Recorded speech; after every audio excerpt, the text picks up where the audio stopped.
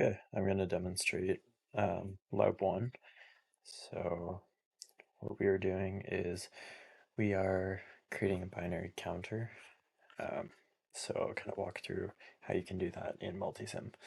So we're looking for the 74LS393. And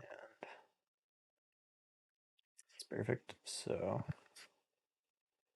place that. So one thing you might notice about this one is it doesn't have a power and ground part. So I guess they've simplified this one so that it doesn't use that. But we can also choose three. Yeah, we can also choose this one, which is more authentic one. So let's do that. Okay, so this is exactly the IC that we would be using.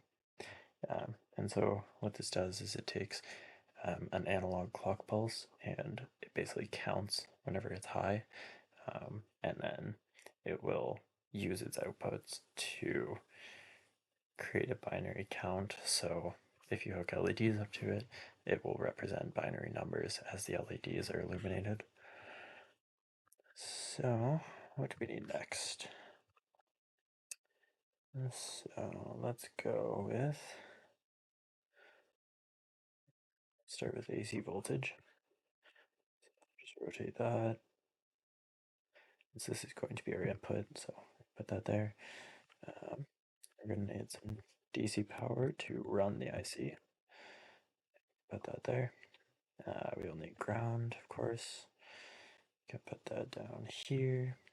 And after that, we'll need some resistors. So we're going to do, the first time I did this, I had some problems. So we're going to do a smaller resistor this time. And basically, going to need 4 of those, but we can do that after. And finally, we're going to take blue LED. So this is kind of our setup. So what I'll do is I'll move that over. Gonna slide this down. So I can copy this. Second one there. One there. And another one there.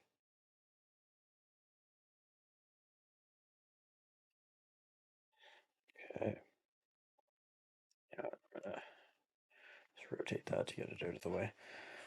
Okay, so um, can start connecting some things. So you can connect that to ground. And we're going to want all of these connected to ground. And so we've got all the LEDs set up, so these will be our binary outputs. So A is going to be our least significant bit, so that's going to represent 0 or a 1. And then B here is going to be our second least significant, so that's going to be 2. And then this is going to represent the next one, which would be a 4.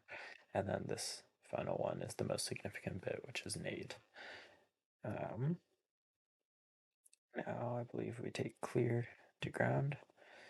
Our input is going to come from the AC signal, which also run over to ground. And then our DC power supply is going to power the IC. So we need that there. And ground is connected. So let's see what happens. Oh, so before we do this, let's edit this. So let's do 10 volts and 1 hertz just to slow it down. And so the only other thing is we'll connect that. So here you can see how it's doing its binary count.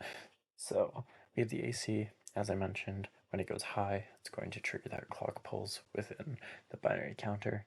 It's going to output that. So see now we get 1, 2, both of these 3, 4, 5, 6, 7, 8, 9, 10, 11, 12, 13, 14, and 15.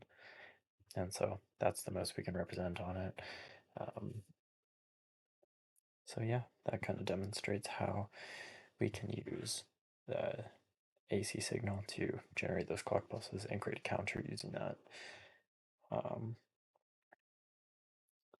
And yeah, so the first time I did it, I used too high of resistance. So we want these as pull down resistors.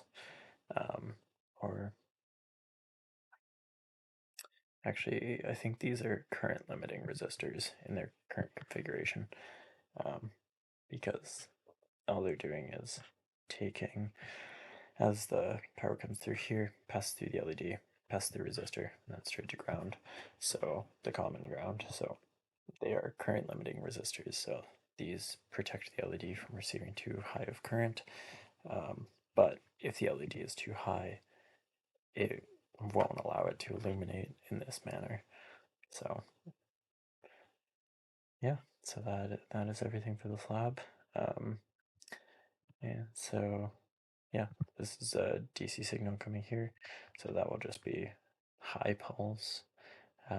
And then this is a mixture. So we've currently got it set up as, I think, a sine wave, most likely.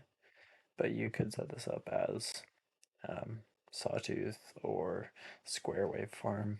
You can do whichever one you like. But at the end of the day, once it reaches that threshold of being high, it's going to be represented as a high, and the clock will read that as a high signal, whether it's in a sine wave or square. And yeah, so that's how the binary counter works.